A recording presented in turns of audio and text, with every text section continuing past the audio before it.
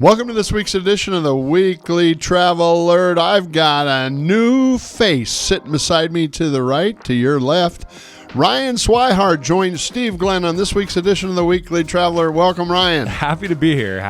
You know, Ryan, old Paul Glenn, who's usually sitting in the saddle right there, is down in hot, sunny Mexico City. Soaking up the rays. And you and I are here in cold Lincoln, Nebraska. Hey, Paul. Hope you're having a good time, man. Hey, we've got a good Weekly Travel Alert coming to you today. Every week, every Tuesday at 10:30, we send out 100,000 emails. Actually, when I say we, I mean Ryan sends it out. I write it. And we've been doing this for now 35 years, and Executive Travel's been going for 40 years this year. And so what we've done is put together this podcast to complement that. It's called the Weekly Travel Alert. We are sponsored by Executive Travel. You can find us on the web at executivetravel.com, and then Paul usually says where you can find that on YouTube. Yeah, if you just look up Executive Travel on YouTube, we've got a whole playlist. You can watch all 108, I think, podcasts. All right. The first headline in this week's edition of the Weekly Travel Alert reads, "Here are 8 reasons I think staff-free hotels are coming sooner than you think." Now, Ryan, staff-free hotels. When I was in Italy a year ago in November, I went to the south of Italy, and I checked into a hotel. There was no staff.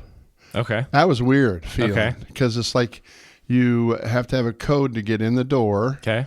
And then you basically are checked in. Okay, you didn't have to go like behind the desk and check yourself No. Like and there was a desk there, but there wasn't anybody at it. And so went the elevator up, and it was a small hotel, kind of a boutique hotel in Bari, Italy. Okay. And, it was Matera. I think it was Matera. And so we checked into that, and then it started making me think, is this a trend? Is this going to move forward? And so today, ladies and gentlemen, we're going to go through the 8 reasons that I think this is going to be a fast-moving trend. I mean, everywhere you look, they're trying to automate everything, right? Yeah. With AI and all that sort of stuff, you're seeing automation everywhere because it saves the dollar. It saves the bottom dollar. So obviously, you're going to start seeing travel industry, norms like a car or a hotel. I mean, when you rent a car from National, do you have to talk to anybody? No, don't have to. No, yeah. So self-serve is kind of the theme of the AI world ahead of us. Yeah. You've got Waymos, self-driving cars. Love them. Yeah, that's your favorite. Yeah. And you've got, the younger generations kind of like to not talk to even people. They just want to get in and go, use their smartphones. So that's one of the reasons. Let's go through these one by one. Number 1, labor shortages are forcing a new model. Hiring front desk agents, night auditors, and concierge staff. It's tough to find labor, and labor costs are going up. Yeah. So it's good and bad. I think there'll be less labor. Is good for the hotel. Yeah. Labor will be more expensive. Yeah. And so that's another reason why, since this makes sense for the interface between the customer and the hotel getting checked in. Yeah. And you've got it. I don't want to step on your toes, but that starts to open some, security risks and how all that stuff is going to be kept, because, with business travelers, safety is not one of the biggest issues that you run into. You bet. Now, technology, I have number 2 on this week's edition of the Weekly Traveler of the 8 reasons why I think staff-free hotels are coming soon, and probably already. Well, of course, we know they're already here, but I think the smaller hotels in particular are going to move to this model very quickly. Number 2 reads, technology now replaces the traditional front desk. Many people, even in a staffed hotel, use mobile check-in. Yeah. And they check in, they bypass the front desk. They don't want to have a front desk to go to. And so I think that's a logical transition in this direction. And I think a lot of the consumers are, 1, very comfortable with that now, but 2, like you mentioned, don't want to talk to anybody. Yeah, that's right. So if I can just pull up to my hotel, get checked in, key card on your phone or whatever, and skip that whole process, man, that's a lifesaver if you ask me. There's still some glitches to work out. I know I was going to check into the Marriott Park Hotel in Rome, and they said, "Do you want to check in?" And I said, "Sure." So I did it on my mobile. Yeah. I got there, and they go, "Well, you still have to check in because in Europe you need a passport. You got to hand us your passport." Oh my gosh, that made me upset. Yeah. Okay. Yeah. If you're going to do it, don't waste my time. No kidding. You should at least put a precursor, like if you are an international traveler, you have to have a passport, because it can take 10, 15, 20 minutes to figure out the app and the interface and all that stuff and do all that. Yeah, they got you on that one. All right. Number 3, travelers have adapted to self-service. So airlines have us doing that now. Yeah. They have us doing our own check-in with their mobile phone. Stores have trained us to self-check. Hotel guests now prefer not interacting with the staff in many cases, as we've talked about. Number 4. Guests increasingly decline daily housekeeping. Since COVID, I mean, really, the green movement started this. Yeah. Okay, and they said, you know, if you don't put your towels on the floor, right, then we're not going to clean them. Okay. Yeah. And that's a signal. It was a signal to the housekeeping staff that you wanted to be a little more environmentally sensitive. Yeah. And now the hotels, since COVID, has said, hey, we don't have staff to clean your room. And unless you request, some say we don't have staff, period. Yeah. Some say we don't have staff, so we'll assume you don't want it clean. Right. Yeah. Okay. Yeah. And then others say we don't have staff. You can have it clean, but only upon request. Yeah. So you kind of got the 3 nuances there of daily housekeeping. Do you get it done daily when you're on the road? I love to. Yeah. Yeah. I never. Really? I leave that sign as soon as I get there. That's the first thing I do is I put that sign. I don't want anybody in my room. I don't know why. I'm a clean enough guy. I think, so. All right. Number 5, the Airbnb effect has shifted expectations, and that's a perfect example. Airbnb, you're not going to get your housekeeping done. Yeah. And so that's transitioned over to the hotels. And that's a lot of, contactless check-in. You know, you work with them with a email and maybe a phone, a WhatsApp exchange or something like that. But once that's done, the house is yours. You walk in with the code, all that.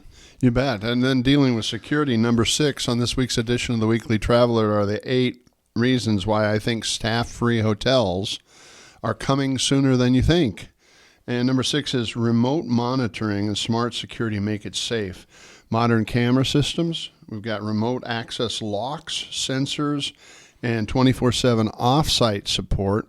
Kind of fill in that hole that you mentioned at the front of this podcast. Yeah. I think that there's just going to be, there's a reason Airbnb isn't really high on the corporate travelers list, right? Because of the security risk, because of cameras, all that sort of stuff. This kind of then goes to beg the question of, like, you've got a traveler out there and there's nobody there to help him. And on top of that, the key card thing didn't work, and it's 2:00 in the morning, and you've got somebody there. I think you had that happen to you once, didn't you? Yeah, I think I figured. You climbed over the desk down at the lobby and got a key somehow. somehow I figured it out. It was contactless for sure. Yeah, I didn't need anybody's help. I figured it out. Shout out Hotel Florida brought you. All right. Hey, number 7 is that tech support often resolves issue faster than humans, and it depends a lot. Of course, AI and remote service support. Sometimes it's the best, sometimes it's the worst, and I don't know. That's an iffy thing. Yeah, the last thing you want to do is be, in a hotel lobby and screaming representative because you just want to put your head down on that pillow. Yeah. Having a human being there, that's what we pride ourselves on, is that human touch. And so that's the biggest if for me. Sure. Is how are you going to help somebody if nobody's But even when I've checked in with a human being, they've given me a card key that doesn't work. And I'm always at the end of this 2-block long hallway. And I get there, it's 2 a.m. I'm exhausted.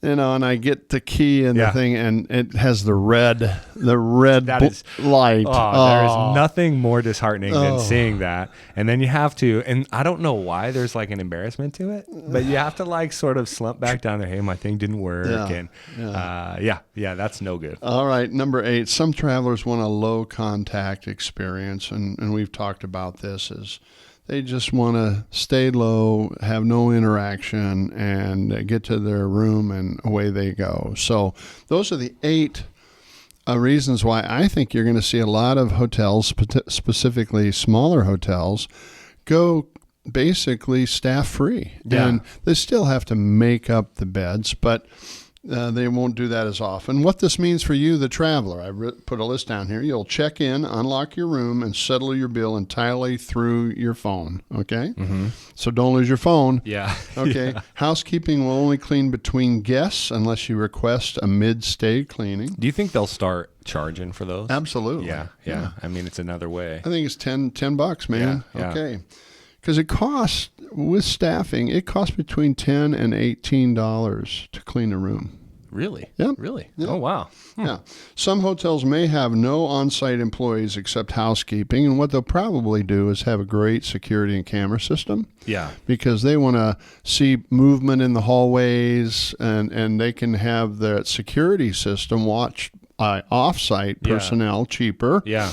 And then it can be lit up and say, hey, there's a person on the third floor hallway, and be alerted to it and see if there's any nefarious things going on. Yeah, you think there's always going to be some version of staff there. You know what I mean? Somebody kind of has to run it to make one person there to take those phone calls, to take those security calls. Well, they can do that off-site. Yeah, that's true.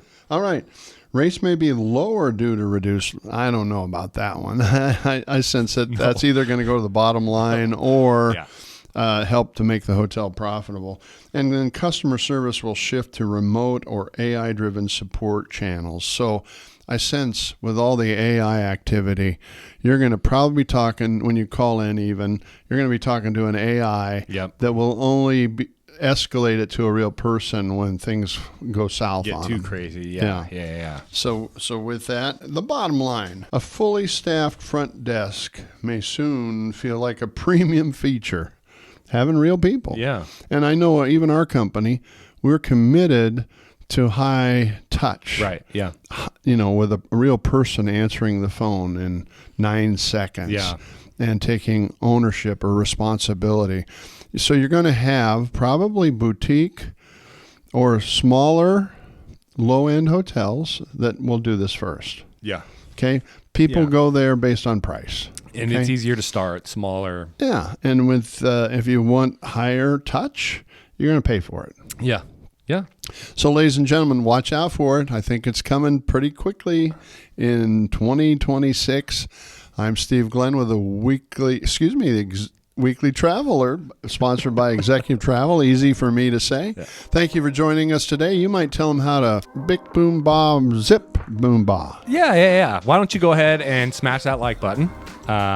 And then smash it. That's what the kids say. And smash it. They smash the like button. So go ahead and smash that like button. And then hit subscribe if you want to stay up to date on what's going on in the travel industry. We're going to be doing some fun ones coming up as the travel predictions. That's always a ton of fun to see what you guys come up with. All right. We'll be back next week. Thanks for joining us.